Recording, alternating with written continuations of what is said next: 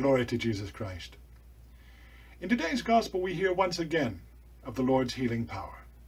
We hear, "At that time, as Jesus was passing by, there followed him 2 blind men, crying out and saying, 'Have mercy on us, O Son of David.'"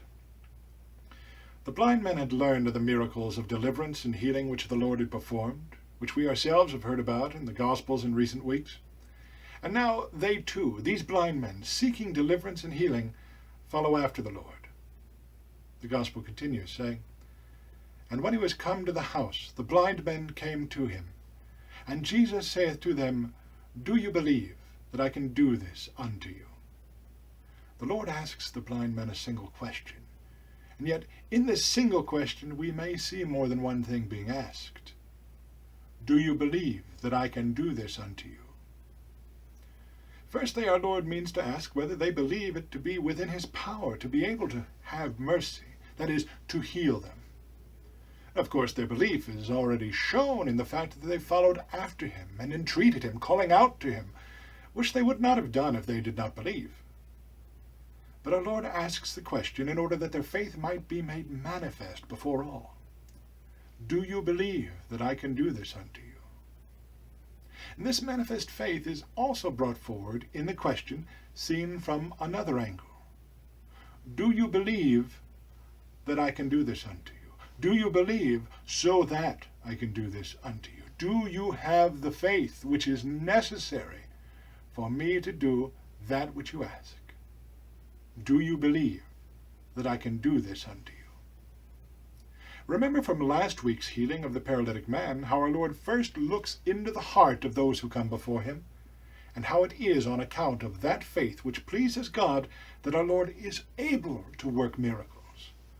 For faith opens the heart unto God, and a heart which is open allows the all-powerful Lord to do wondrous work within the body and the soul.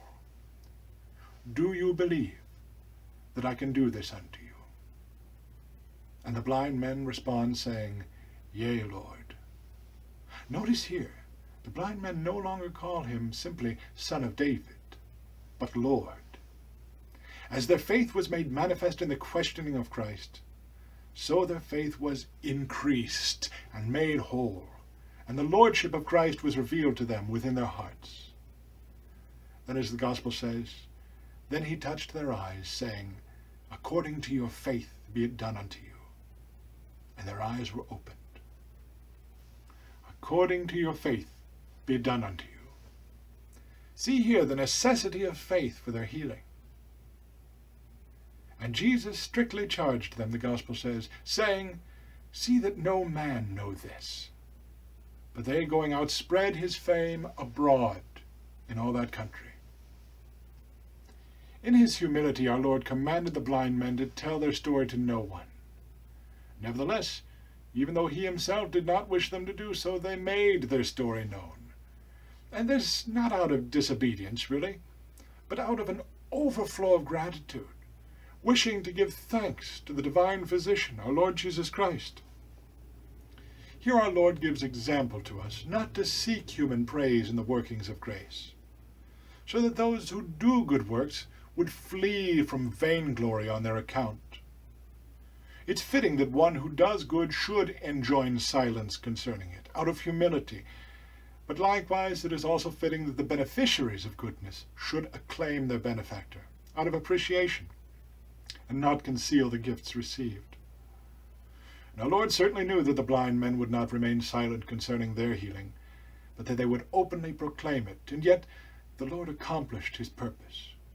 For the Lord did not simply open the blind men's eyes, but he opened the inner faculties of their souls.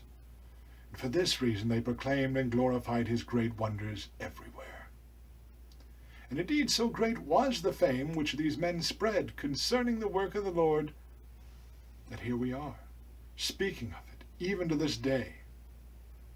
But it's not simply the fame of the work of the Lord which continues to live and to dwell with us, but that work continues to manifest itself, even today in this world.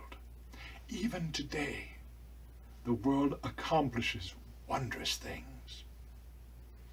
As it was then, so it is now. those of us who are blind in body or in soul, those of us who follow after him, crying out to him for his mercy, he leads us to the safe haven of his own house. He looks within us and asks us to look within ourselves as well, and he asks us today, do you believe that I can do this unto you? When we do have faith, he bestows his healing. He restores both material and spiritual sight. He who in the very beginning of the world's existence separated the darkness from the light continues to do so within our hearts. As for us, who believe in the Maker and Creator and Lord who freed us from darkness and deception, and who enlightened our souls and bodies, who came himself as a light unto this world, let us today all the more do the works of light and not the works of darkness. Let us strive in every way by the grace of our Lord Jesus Christ and the living faith which enlivens our souls to do good deeds, works of grace, works of healing, seeking not that our own fame be broadcast, but rather that the will of the eternal Father may be done on earth as it is in heaven.